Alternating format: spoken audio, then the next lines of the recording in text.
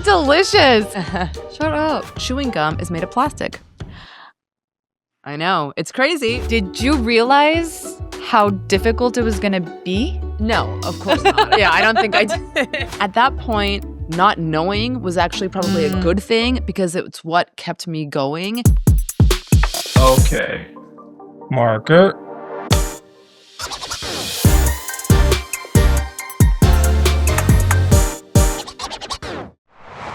Sometimes innovation starts with a simple question. What's really in this? That's what Caron Proschan asked herself over lunch one day. The answer shocked her and led her to create Simply, a clean label candy company built on natural ingredients and curiosity. From kitchen experiments to national shelves, Caron shares how she turned a personal realization into a growing confectionery brand that's shaking up the candy aisle. Caron, thank you so much for being with us today. I'm so excited to have you on This is Small Business. Yes, thank you for having me. I'm very excited to be here. I love hearing the story of the moment that clicked for you, that you wanted to do this. Take me through that. What were you doing? How did that moment come to be? I had been increasingly getting into more natural products at home, like in terms of my beauty products, my cleaning products, and all of that. I was concerned about what I was putting on my body and what I was eating. And so I was living, what I felt to be a healthier lifestyle. And so I had lunch with a friend one day. We had this healthy salad and smoothies and all of that. And then after lunch, he offered me a piece of gum from his pocket, and it was a regular conventional gum. Regular schmegular gum. Exactly, that you would find at any convenience store. And it was bright neon blue and the ugly wrapper and all of that. And it was such a contrast to what I had just ate. Yeah. And just my healthy lunch. And I thought, well, why am I going to put this in my body now? It can't be natural. And so I looked at the ingredients, couldn't really understand what they were. And that led me on this path of going home, doing some research. And it was then that I made this discovery that basically chewing gum is made of plastic. I know. It's crazy. I don't even know where to begin with how shocking that is to me. Yeah. Because I'm not a huge gum chewer. It's not like I'm always chewing gum, but it is very disturbing to know that in my lifetime I've swallowed gum. Yeah, right. Well, now you know why there's that saying of don't swallow your gum. And today people are so aware of plastics. We don't even want to use plastic food containers anymore. And we don't want to use plastic water bottles because we're scared of the microplastics leaching in. And yet people are just chewing plastic gum and putting that into their bodies. So in any event, I was horrified to learn that. I would have been horrified too. When was this? What year was this? This was about 10 years ago. And so I tried to find a natural option. But when I saw that there was nothing out there, it was kind of this aha moment. Like, wait a minute, this is interesting.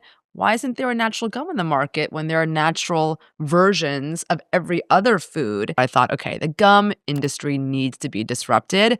And maybe that's something that I should do. I just started tinkering in my kitchen and trying to recreate what a natural gum would be. The way I went about it was just looking at the label of regular gum and then basically swapping out the synthetic ingredient. Simple yet smart. Yeah, for the natural counterpart. So instead of plastic, we use chicle, which is a sap from a tree in Central America.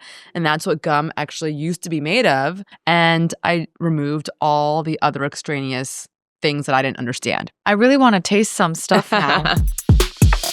This is our chewing gum in this beautiful little white box. When you open it, you'll see the gum is loose like this. So it's all hand cut, handcrafted. And we have this little wrapping paper so that when you're done chewing, you can dispose of it in the wrapping paper. Shut up. This is wow. This does feel a lot more intentional to me. And this flavor is actually very interesting. It's a coffee flavor. Big coffee girl. Oh, you are? Oh, good. This is hitting the spot. Yeah. Actually. Well, it kind of almost feels mocha-ish. It's a delicious flavor. This is a great, This is a great flavor. Why did you decide to do this yourself instead of outsourcing, talking to a chemist? or anyone that was an expert in this field? Oh, well, it's actually a great question. I actually had no choice but to make it myself because there was no one out there doing natural gum. You hadn't And that found was, gum. yeah, that was part of the issue back then because the industry was dominated by just a few large players. There was no third-party co-manufacturing industry. And so I remember at the time when I found that out, I did think about not moving forward. I was like, okay, this is crazy. There are no co-manufacturers. I'm not going to make gum myself. But I just believed in the idea so much that I thought, well, this actually maybe could be an advantage. This is a barrier to entry that's going to prevent other competitors from getting into the space. Maybe this is actually a good thing that no one's doing it. And if I can crack this code, then there could be, a real opportunity here. So I think I tried to kind of think about it in a more positive light, but it did mean a lot more work for me. And again, I had no idea what I was actually getting into. Got it. At that point, not knowing was actually probably a good thing because it's what kept me going. Had someone asked, okay, you're going to have to run a factory, you're going to have to build your own factory, you're going to have, all this manufacturing set up. I would have thought, oh no, okay, that's not what I'm looking for. But that's eventually what happened. And now I'm very happy that we have a manufacturing company. At that point, you still had a full-time job, right? I was still working, yeah. Yeah. And at what point were you like, you know what? This is what I'm doing. I developed the recipe, I got the prototypes, and then I started pitching the prototype to the local retailers. Sure. Yeah.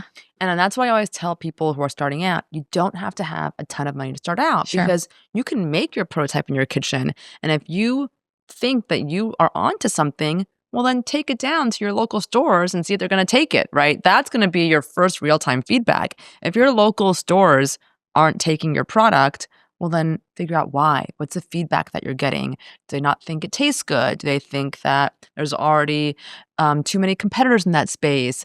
Figure that out. In our case, it was literally going door to door to my neighborhood stores and seeing if they were interested. I don't take candy from strangers. So how was that like for you? Yeah. So during that trial and error process of making the formula, I did share it with friends. And so I was able to get feedback that way. And I had enough people kind of say, yeah, this actually is good. And so that's when I decided, okay, I'm onto something here. So then once we got the art and the packaging, I started trying to sell it in to local stores in New York. And the very first store that took us was actually the Whole Foods at Columbus Circle. Back then, you could go door to door to Whole Foods. They don't let you do that anymore. And it started flying off the shelves in that store. And by the way, I had no idea what I was doing. I mean, I was literally just hand delivering, 24 packs of gum to the Whole Foods Columbus Circle. And so they started putting in more reorders. I was selling it in there. And then with that data, I was able to go to all the other Whole Foods stores. So then I went down to Union Square and said, hey, this is selling really well up at Columbus Circle. Do you want to take some? They're like, oh, yeah, cool. It was in the system. So then it was an easy thing for them to say yes.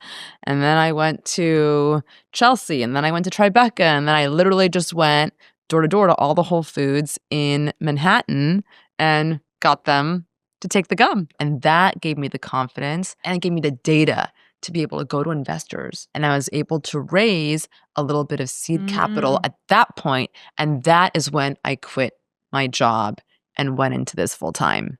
I felt really confident about the idea. And actually, we listed it on Amazon really pretty much at the beginning. And that also ended up giving me a lot of confidence in the concept. Why did you decide to put it in the Amazon store? It was a revenue stream. I mean, to be honest, it was like, okay, well, we want to make 10 some years sales. ago. Yeah, we want to make some sales. So why not list it on Amazon? Anyone can create a listing. So let's put it up there and see what happens.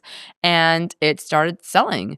And so that was further proof of concept for me. Like, okay, there's really a market for this and people are responding. People are resonating with this. I think that we have disproven a lot of preconceived notions that were about gum. There was this idea that gum was only an impulse item that had to be at check stand, at the registers of stores, which is, where it is usually located. And of course, we love being in that space where it's right in front of the consumer.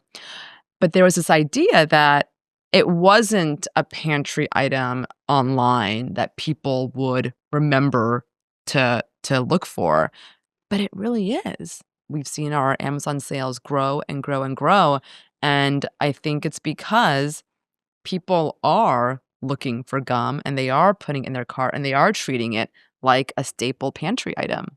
Wait, this is wild to me because Yeah. now we're talking about consumer behavior. Yeah. And you were using all of this data, especially what you found out on Amazon in the Amazon store, to do what? Was it to make more products, to go to investors? First and foremost, actual revenue. We wanted to grow our revenue as fast as we could to as large of a number as possible. And so Amazon was giving us real sales. I mean, it wasn't just a token amount. It was real sales that was coming in through Amazon. Secondly, Amazon consumers happen to be wonderful reviewers. They love giving their opinions on products. And that was actually very valuable to us because we were able to see in real time, okay, are people liking this? Are they not liking it? Forget doing some kind of survey or panel. We're getting the real-time data from people who actually bought this and paid for it. What do they think? And that had helped us then. It continues to help us now iterate and improve the product. And then, your point about the investors and data, that's actually also true. So if you do well on Amazon, that is absolutely a data point that you can take to stores, you can take to investors. It's a great proof of concept. So for all those reasons, we wanted to be there. We wanted to be able to access hundreds of millions of people across the country overnight, essentially. And so it has been a very powerful platform for us. Give me an example of customer feedback that influenced a change or an addition to product. Yeah, well, actually, I have a great one that we're going through right now, which is that so all of our gums are gluten-free except for one, maple. And people really want to see this maple gum be gluten-free because that's the only one that has gluten. We decided to change our flavor so that we can now be gluten-free. So in a few months, basically, we're going to be entirely gluten-free. We've applied for a gluten-free certification, so we'll have that up. So that's a great change that's come about based on consumer feedback. Another example, actually, is so we have a new line of gummies because now we've expanded beyond gum. So we have mints, we have gummies. And so the gummies, our first name was called Really Real Gummies. We thought that was cute, and our gummies are made of fruit. Fruit's the first ingredient. It's the primary ingredient. And it tastes kind of like a fruit bite. It doesn't taste like a gummy because a gummy, you think about those candy gummies, right? The bears, the gelatin bears that we had growing up. Yeah. And so ours doesn't taste like that. Ours tastes kind of like a cross between a fruit snack and a gummy bear. It's more dense. It's more like real fruit. So we decided to change the name so that people would understand more of what the product tasted like, which in this case is really a bite of fruit. So that name has now changed from Really Real Gummies to Fruit Bites. And that was based on the Amazon customer feedback we got. Younger generations are caring more about what is in what they consume. Yeah. What would you tell an entrepreneur who's getting started that is trying to do this the clean and the right way while knowing that it might be more expensive to get there and your product price point will be probably a little more expensive than the traditional? Yeah, I mean, that is the tension, right? Right? Are people going to pay the premium for that? And I think that what we're seeing is, yes, I mean, not everyone will. There are still people today who want to chew the conventional gums. And that's fine. course. That's not our market. But it's, are there enough people out there who are willing to pay the premium for your item? And that's what, that's really what it comes down to. You don't have to have the whole country buy your product, but are there enough? Is there a subset that's big enough that is going to be willing to make that choice? So doing a little bit of market research to make sure that. Yep. And again, Amazon, a great place to do that research and test out different price points, different promotions. Those are all tools that you can use on Amazon. So you can run promotions, you can have sales and discounts and Prime exclusive discounts. And there's Prime Day itself. And so you can see what kind of lift you're getting when your price point goes down and kind of try to figure out what that balance is. We're able to create products quickly and we're able to get them to market quickly because of Amazon. Right. So we're no longer tied to this system of waiting for years to get it into a big retailer with this long review process, which was always, very frustrating. Now you have a product, you can get it out there immediately. And so it's just sped up a lot of our product innovation cycle. What advice would you have given your younger entrepreneur self? That things don't have to be perfect. You can just start small. That's what I tell people who want to start their own businesses.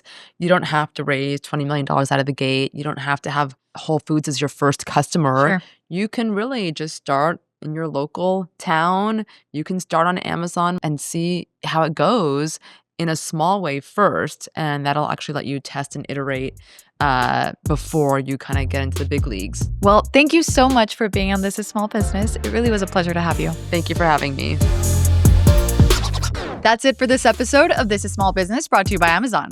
If you're into stories about what it's really like to build a brand, grow online, and keep up with everything entrepreneurship throws your way, make sure to subscribe and hit the bell so you don't miss the next episode. I'd also love to hear from you, so drop a comment and tell us your biggest takeaway or what part of this conversation inspired you most. Until next time, hasta luego, and thanks for watching.